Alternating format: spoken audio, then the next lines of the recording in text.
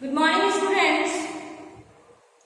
आज हम पढ़ेंगे हिंदी व्याकरण के पाठ वाक्य विचार। वाक्य क्या है? ये वाक्य इसके पहले हमने पढ़ा था वर्ण, यानी कि वर्णों की जो आवृत्ति आती है, वर्णों को एक क्रमबद्ध व्यवस्था या वर्णों के समूहों से शब्द बनता है।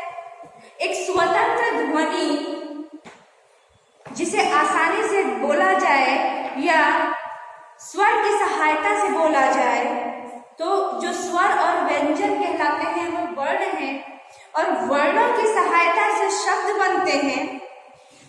वर्ण के समूह को, सार्थक समूह को शब्द और शब्दों को क्रमबद्ध तरीके से व्यवस्थित करके लिखा जाए तो वह वाक्य कहलाते हैं। तो आपने देखा, जब वाक्य जो है यानी शब्दों का सार्थक और व्यवस्थित मेल आपका क्या कहलाता है? वाक्य कहलाता है। तो अब इसके बाद आइए, हमने देखा वाक्य क्या है, यानी कि शब्दों के व्यवस्थित, सार्थक और व्यवस्थित मेल को वाक्य कहते हैं। अब वाक्य विचार में क्या हमें विचार करना है? तो सबसे पहली चीज तो हमें ये देखना है कि जो हम वाक्य बनाते हैं या जो वाक्य पढ़ते हैं या लिखते हैं, उनमें कौन कौन से गुण होने चाहिए, क्योंकि उसके बगैर हम एक अच्छे वाक्य की कल्पना नहीं कर सकते। तो इसमें देखिए, सबसे पहला है आपका पदक्रम। पदक्रम यानी कि पदक्रम यानी कि जो पद आए, जब शब्द वाक्य में आते हैं तो वो पद बन जाते हैं, पद कहलाते हैं। वाक्यों में जिन शब्दों का प्रयोग होता है वे पद कहलाते हैं। अब यहाँ पे पद क्रम है, तो देखिए पद क्रम को कर्ता, कर्म और क्रिया, यानी कि उस वाक्य में कर्ता, कर्म और क्रिया को एकदम व्यवस्थित तरीके से निर्धारित किया जाता है, वो पद क्रम कहलाता है। कौन सा पद क्रमानुसार कहाँ पर बैठेगा। जैसे कर्ता और क्रिया के बीच में ही कर्म का स्थान होता है, या कर्ता और कर्म के बाद ही क्रिया का स्थान होता है। रीना बाजार जाती है। रीना कर्ता, बाजार कर्म, जाती है क्रिया। इसके अलावा दूसरा हमने देखा योग्यता। योग्यता कैसी योग्यता? यानी वाक्य को समझाने की या समझने की योग्यता होनी चाहिए। किस प्रकार का वो वाक्य बना है, वो कैसा वाक्य है जिसे एक बार में पढ़ने से ही समझ में आ जाना चाहिए। अगर आप उस वाक्य को पढ़ रहे हैं लेकिन आपको कुछ समझ नहीं आ रहा है, तो उसके शब्द के अर्थ नहीं निकल रहे हैं, तो भी वो वाक्य गलत है। उसके बाद तीसरा हमने देखा रोचकता। वाक्य ऐसे बनाए जाने चाहिए जिसे पढ़ने के लिए या जानने का मतलब रोचकता यानी रुचि पैदा हो। अगर वाक्य में किसी भी प्रकार की रोचकता नहीं है तो वह नीरस होगा, इसे ना तो कोई पढ़ना चाहेगा और ना ही कोई जानना चाहेगा।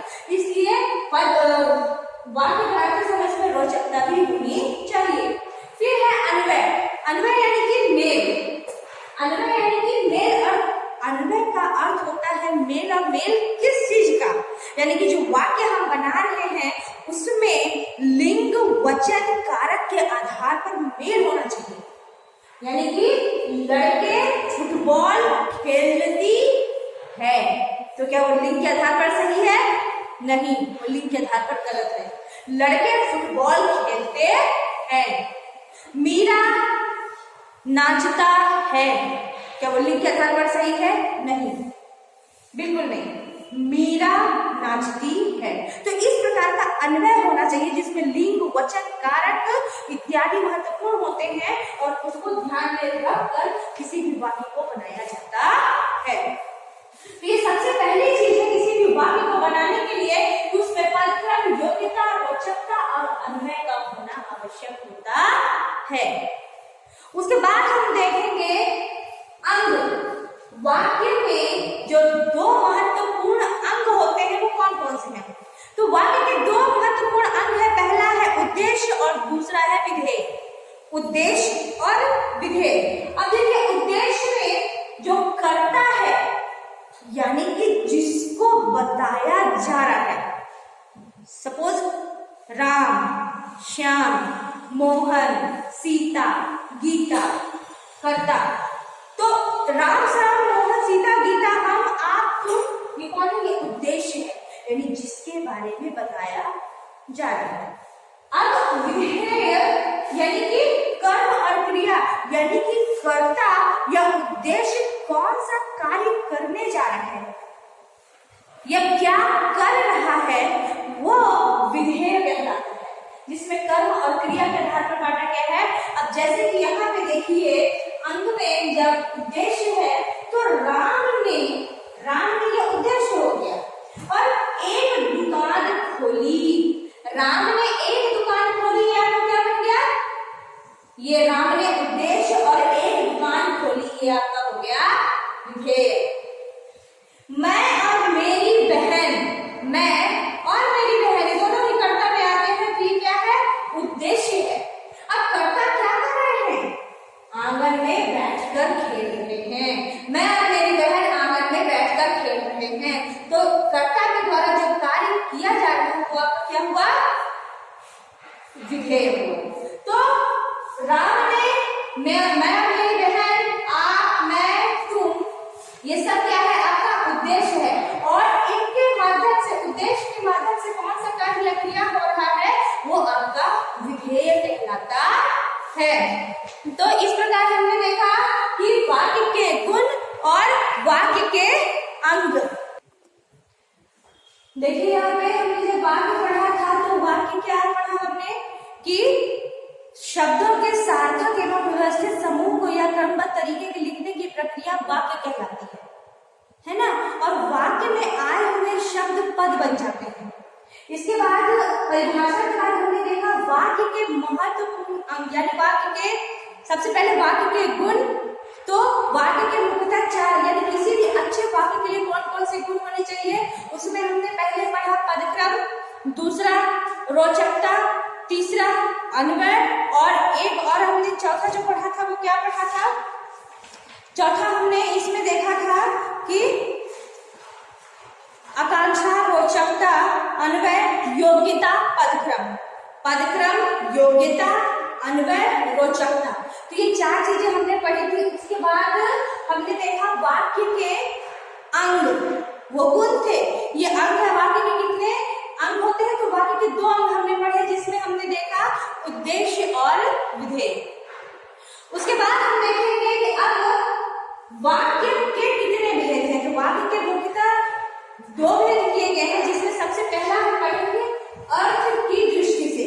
अर्थ यानी जो अर्थ वाक्य को पढ़ने के बाद जो अर्थ आपको समझ में आता है वो हम पढ़ेंगे।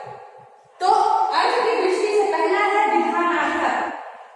अब ये विधानार्थक यानी विधान या नियम के आधार पर, नियम के आधार पर किसी कार्य का होना या किसी बात का पता चले तो वो विधानार्थक होता है।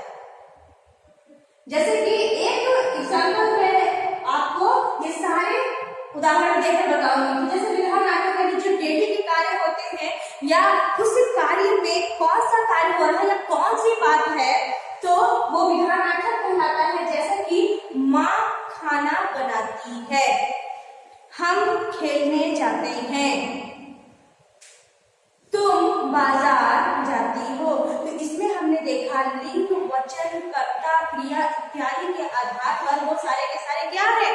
सही है कि कहाँ पे एक वचन है, कहाँ पे बहुवचन है, कहाँ पे स्त्रीलिंग होगा, कहाँ पे पुल्लिंग होगा इत्यादि। तो ये सब जो है विधानार्थक के आधार पर आते हैं, जिसमें कि उस बात का पता चलता है कि कौन सी बात हो रही है।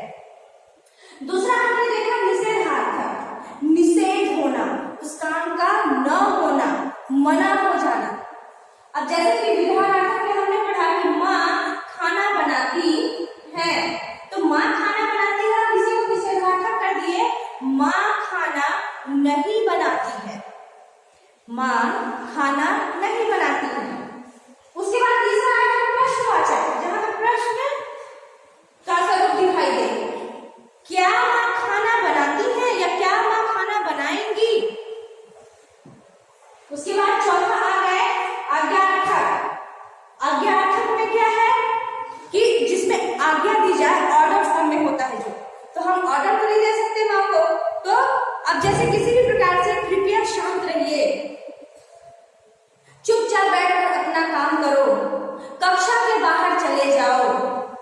बुनियादी, ये सब किसमें आते हैं आपके अज्ञार्थक में।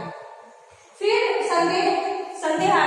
संदेहार्थक में मैं आपको उसी सेंटेंस से समझाऊंगी। संदेहार्थक में एग्जाम्पल के थ्रू, जैसे कि शायद, यानी कि जहां पे संदेह का स्वरूप दिखाई दे, जहां संदेह की प्रतिक्रिया हो, वहां पे आपका संदेहार्थक होता है। जैसे कि शायद माँ खाना बनाए। इस आज्ञार्थक को छोड़कर विधानार्थक माँ खाना बनाती है। निषेधार्थक माँ खाना नहीं बनाती। प्रश्नवाचक क्या माँ खाना बनाएंगी। संदेहार्थक शायद माँ खाना बनाए। उसके बाद हम आए, यहाँ देखिए छठा जो है संकेतार्थक। संकेतार्थक जो एक दूसरे पर निर्भर होते हैं, आश्रित होते हैं। जैसे कि यदि माँ की तबीयत ठीक होती तो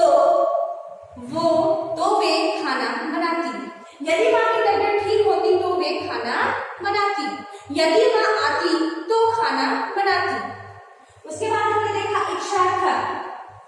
यहाँ पे हमारी स्वयं की इच्छा होती है, स्वयं की, काश मैं खाना खा पाती, काश तुम खाना बना सकती। तो इच्छा है हमारी आकांक्षा।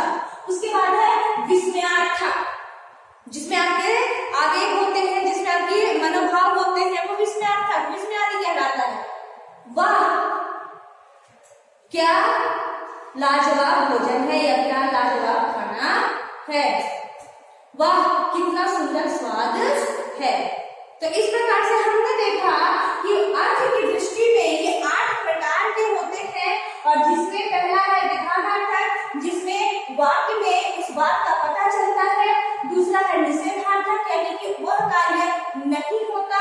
तीसरा है उस कार्य करने में प्रश्न सूचक चिन्ह दिखाई देता है कि क्या वो काम होगा, क्या वो काम किया जाएगा। उसके बाद है आज्ञार्थक, यानी उस कार्य को करवाने के लिए हम आज्ञा देते हैं, अपनी इच्छा जाहिर करते हैं। उसके बाद है संदेहार्थक में जिसमें कि शक हो, संदेह हो, शंका हो, वो संदेहार्थक होता है। उसके बाद है आपका संकेतार्थक में यानी कि दोनों वाक्य एक दूसरे पर निर्भर होते हैं। एक वाक्य को पूरा करने के लिए दूसरे वाक्य को करना होता है। और तीसरा है इच्छार्थक, यानी हमारी स्वयं की इच्छा होती है कि हम उस कार्य को कर सके या जाने। और विस्मयार्थक यहाँ पे यानी जिस कार्य को होते देख, जिस बात को होते देख हमारे मन के भाव स्वयं बाहर निकल जाते हैं। तो अभी तक हमने इसके 8 भेद देखे। अब ये आपका जो है